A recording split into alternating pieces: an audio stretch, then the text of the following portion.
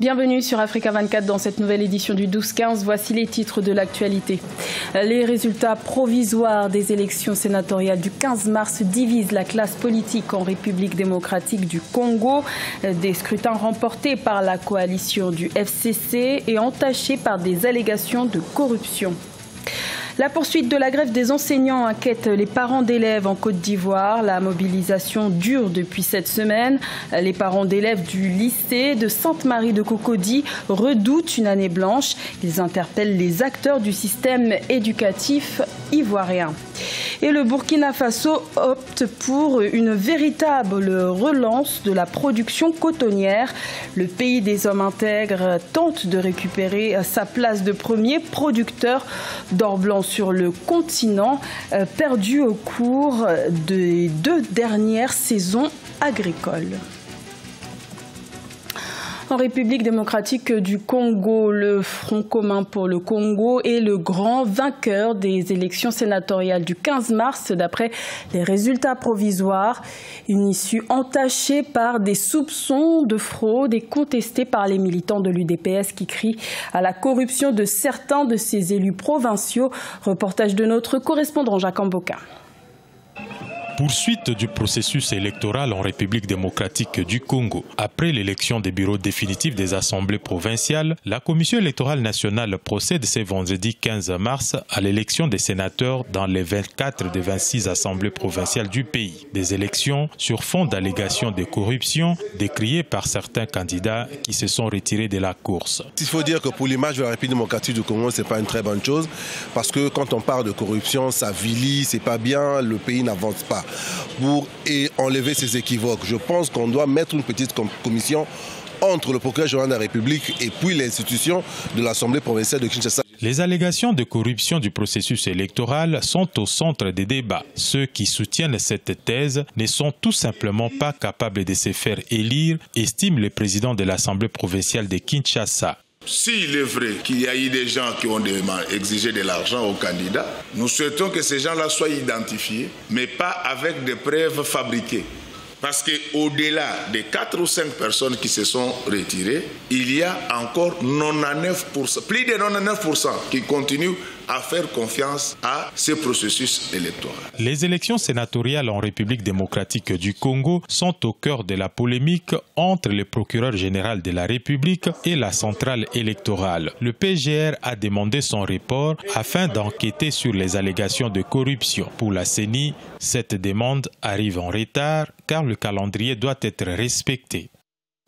Toujours en République démocratique du Congo, une réunion interinstitutionnelle convoquée par le président Félix Tshisekedi est prévue ce lundi 18 mars. Cette rencontre fait suite aux manifestations organisées dans le pays le 16 mars pour contester les résultats des élections sénatoriales, donnant le Front commun pour le Congo de l'ancien président Joseph Kabila vainqueur. D'importantes mesures devraient découler de cette rencontre.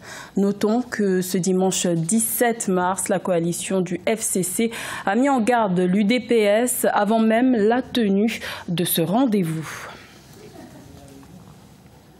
La grève des syndicats d'enseignants se poursuit depuis 7 semaines en Côte d'Ivoire, une crise qui inquiète les parents d'élèves, notamment ceux du lycée de Sainte-Marie de Cocody. Ces derniers redoutent une année blanche. Ils ont donc pris l'initiative d'interpeller les acteurs du système éducatif. Reportage de notre correspondant Olivier Conan. Les parents d'élèves sont inquiets de la poursuite de la grève des enseignants du secondaire en Côte d'Ivoire. Ceux-ci sont en grève depuis 7 semaines pour des revendications corporatistes. En réponse à cette grève, les parents d'élèves du lycée Sainte-Marie de la commune de Cocody à Abidjan s'impliquent pour aider les enseignants et les autorités à trouver un terrain d'entente. La grève est nationale, mais nous estimons que les négociations étant en cours, il faut pouvoir leur donner une chance en permettant à tous nos enfants d'avoir cours au lycée Sainte-Marie comme cela se fait ailleurs dans d'autres lycées. Et ensuite, faire comprendre à l'ensemble de nos amis parents d'élèves que nous avons à nous mobiliser pour aider dans la recherche de la solution. C'est la meilleure posture qui puisse être la nôtre, puisque cette crise, quand elle perdure, forcément nous sommes perdus. Les responsables du ministère de l'Éducation nationale se veulent rassurants quant aux mesures pour éviter une année blanche. Des aménagements, selon eux, seront apportés au programme et aux emplois du temps.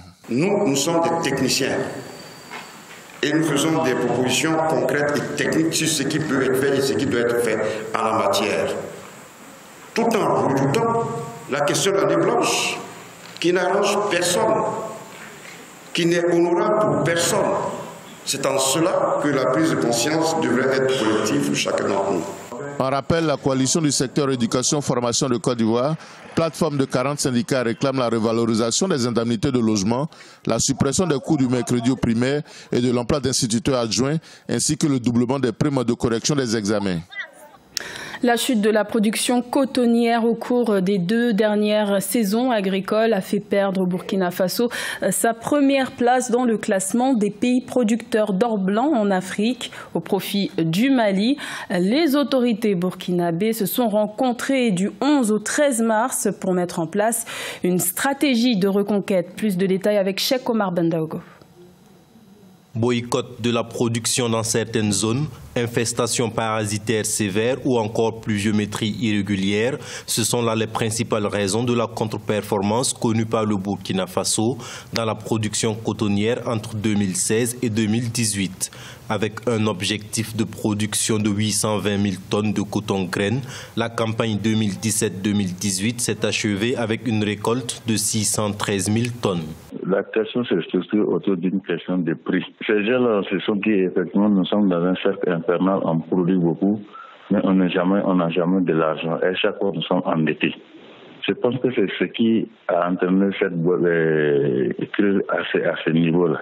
Le gouvernement burkinabé a même débloqué plus de 9,6 milliards de francs CFA afin d'amoindrir le coût des intrants de la campagne 2018-2019. Au Mali, les Maliens ont les engrais à 11 000 francs, nous avons les mêmes engrais subventionnés à 15 000 francs. Les Mali ont 200, 500 francs les prix d'achat aux producteurs. Nous avons toujours 250 pour les premiers choix. Donc, du coup, est-ce que c'est les mêmes marchés qui vont aller vendre leur production? C'est ce qui nous démotive. À noter que le coton demeure la première culture de rente du Burkina Faso, avec plus de 4 millions de personnes qui la pratiquent.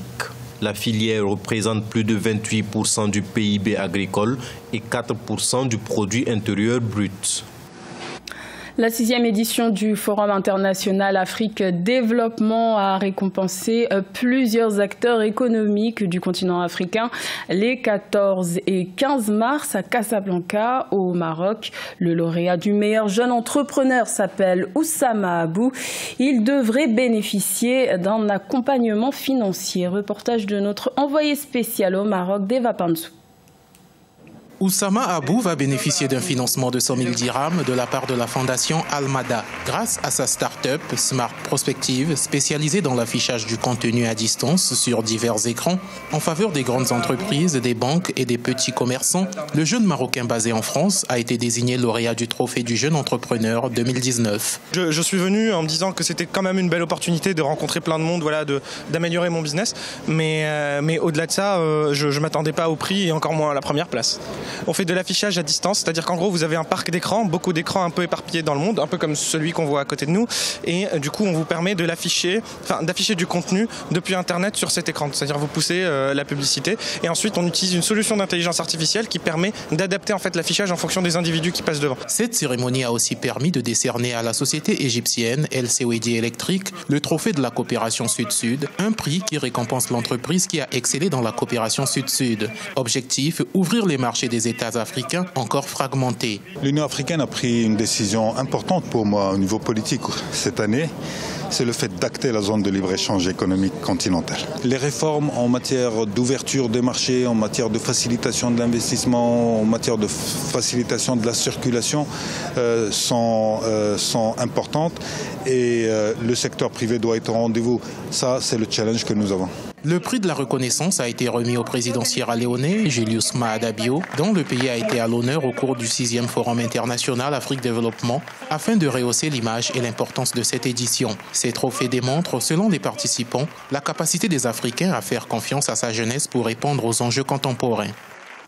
C'était le journal de la rédaction. Merci de l'avoir suivi. L'information continue sur Africa 24.